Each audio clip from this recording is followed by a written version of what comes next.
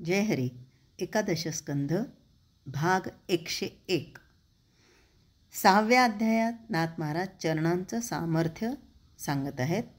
श्रीकृष्णरूपी अवताराचे चरण ही सगुण निर्गुणाची खूण आहे.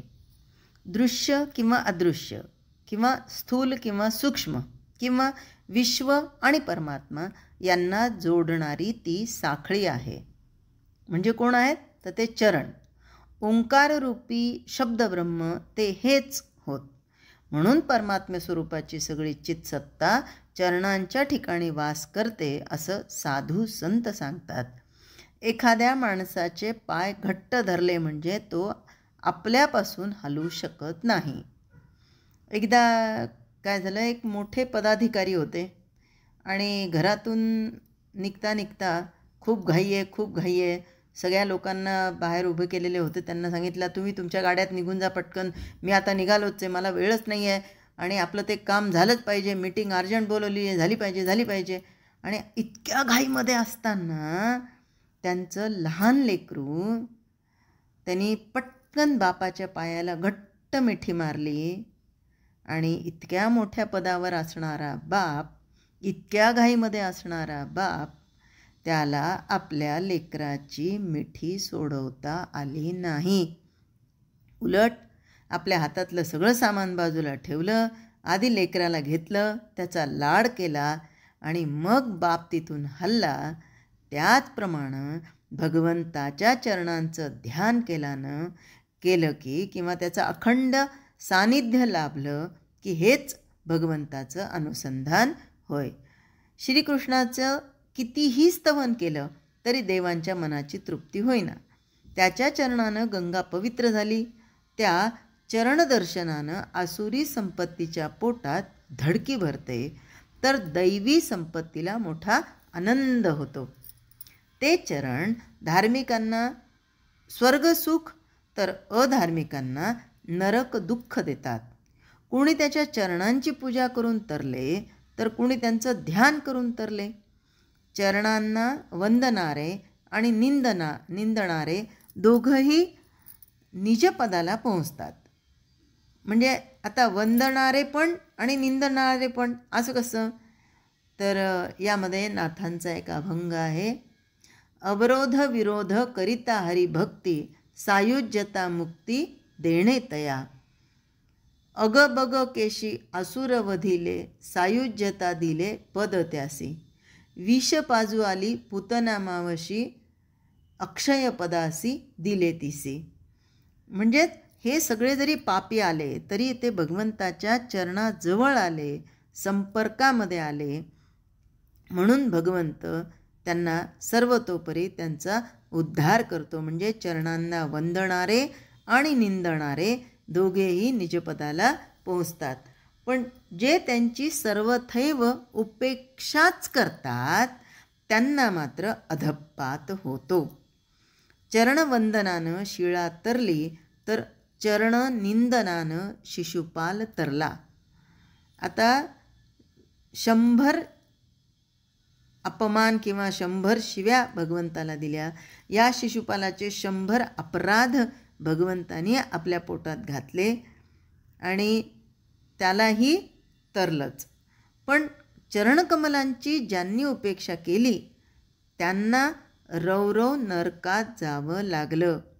भगवंताच्या चरणस्पर्शानं पाप नाहीसं होतं.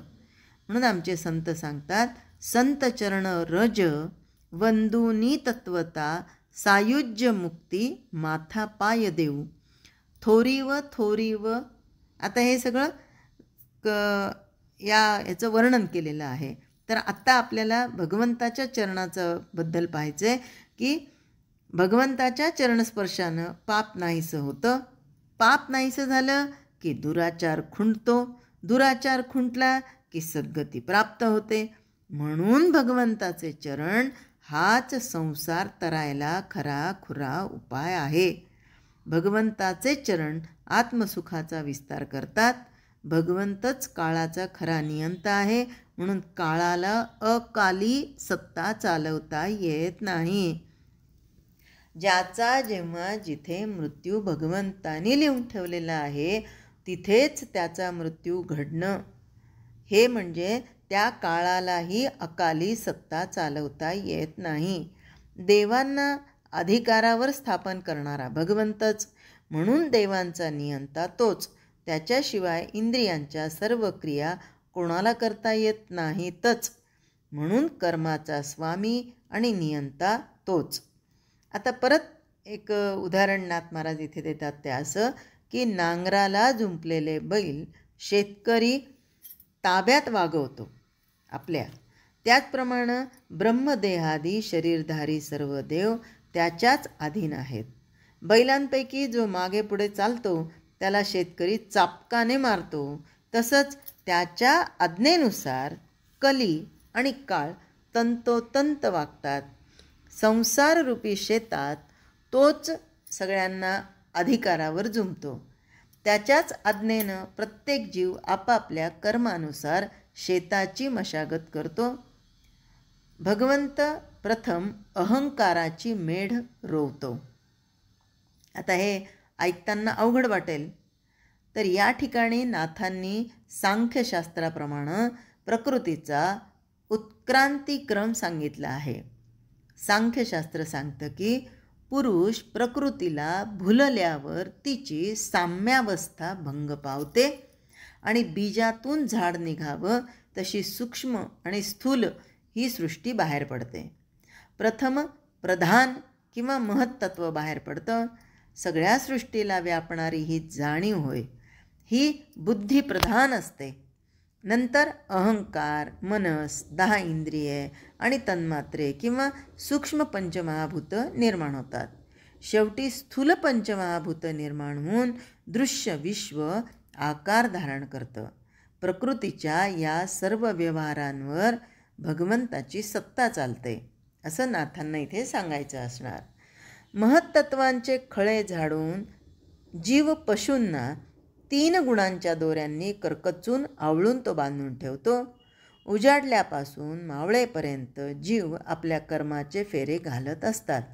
जो जीव खांदा चुकवून अंग काढू लागतो त्याला तो मार मार मारतो. भगवंत मायेचा आश्रय आहे, सगळ्या सृष्टीचं परम कारण आहे. प्रकृती आणि पुरुष दोघंही त्याच्याच मांडीवर खेळतात, पण तो प्रकृती पुरुषाहून भिन्न आहे आणि मायेहून श्रेष्ठ असून काळाचाही दुर्धर काळ आहे. तो सर्व संहार करता आहे. जगाची उत्पत्ती स्थिती त्याच्यापासूनच होते, पण तामसी शक्तीचा क्षोभ झाला म्हणजे त्याच्या सत्तेनेच शेवटी महाकाळ सगळ्यांचा संहार करतो. सृष्टीचा प्रलय होतो. प्रलयकाली सगळे जीव सूक्ष्म रूपानं बीजरूप अव्यक्तामध्ये राहतात. पुन्हा उत्पत्तीचा समय आला म्हणजे तीच सारी बीजे उगवतात आणि स्थितीकाली त्यास पालवी फुटून पुष्प फळांनी भारावतात. त्याच्या खऱ्या स्वरूपाचं खरं ज्ञान झालं म्हणजे माया, महत्त्व, जीव या सगळ्यांचा नाश होतो आणि भक्त निजपदाचा आत्मानंद भोगतात. संसाराची स्थिती आपल्याला कळत नाही. कालगती अत्यंत सूक्ष्म असते, कारण सगळ्या कारणांसह प्रलय करणारा महाकाल एकटा भगवंतच आहे. सृष्टीच्या अखेर प्रकृतीच्या सगळ्या विकारांचा नाश होतो. परमात्म्य सत्तेनं पुरुषाला पुरुषत्व येतं, म्हणूनच प्रकृतीचा अंगीकार करून तो सृष्टी निर्माण करतो.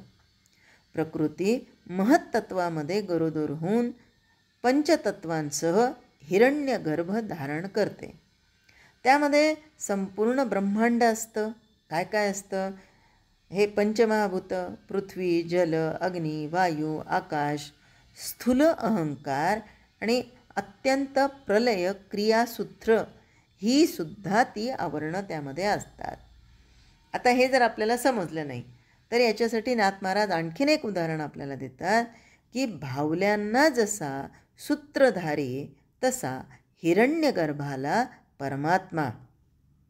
हे जग प्रकृतीपासून आणि प्रकृती पुरुषापासून झालेलं दिसतं खरं, पण वास्तविक भगवंत एकटाच विश्व होऊन राहिलेला आहे. आणि हे सगळं जरी त्यांनी केलं तरी याच्यामध्ये भगवंताचं अलिप्तपण आहे. कसं? अकर्तात्मयोग युक्ती हे जसं भगवंताचं तसंच खऱ्या संतांचं प्रधान लक्षण आहे. ही गोष्ट भागवतामध्ये नाथांनी वारंवार ठामपणे सांगितली आहे. भगवंत असो की संत असो, देह धारण केल्यावर जीवनात नाना प्रकारची कर्मे केल्या वाचून गत्यंतर नसतं. कर्म करावं लागणारच आणि ते तर बंधनाला कारण होतं.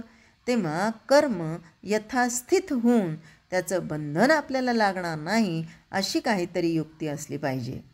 अकर्तेपणाने कर्म करणं ही ती युक्ती आहे. आता असं अलिप्तपणे कर्म करणं ही जीवन जगण्याची कला आहे आणि ही कला साधली की आनंद निर्माण होतो.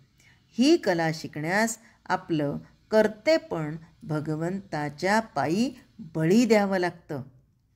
ते खरं साधलं म्हणजे मग प्रपंचातील सर्व व्यवहार व्यवस्थितपणे होऊन मनुष्य त्यानं अडकला जात नाही, बांधला जात नाही, बंधनात राहत नाही. जय हरी.